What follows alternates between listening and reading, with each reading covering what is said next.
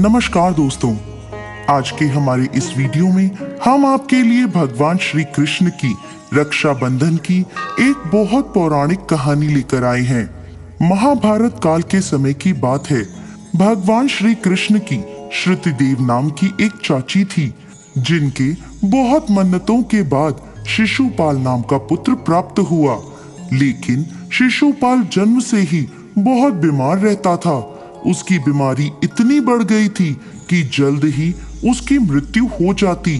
तभी श्रुतिदेव के घर एक ब्राह्मण आए और बोले, तुम्हारा पुत्र शिशुपाल किसी महान व्यक्ति के स्पर्श से ठीक हो सकता है, परंतु जो व्यक्ति इसे ठीक करेगा वही इसकी मृत्यु का कारण बनेगा।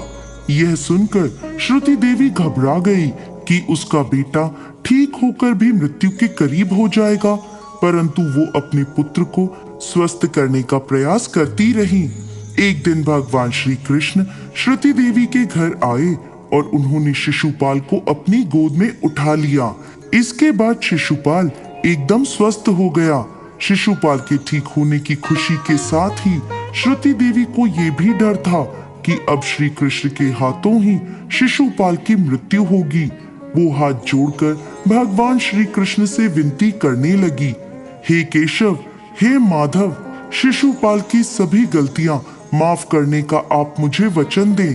तब भगवान श्री कृष्ण ने श्रुति देवी से वादा किया कि वो शिशुपाल की 100 गलतियां माफ कर देंगे, लेकिन 100 गलतियों के बाद उसकी कोई भी गलती माफी नहीं पाएगी।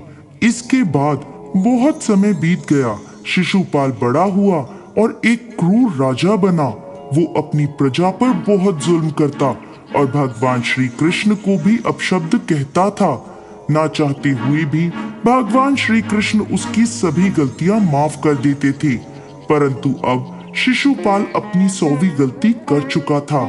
एक दिन एक बड़ी सभा में, जहां भगवान श्री कृष्ण भी मौजूद थे, शिशुपाल सबको अपना अहंकार दिखाने लगा।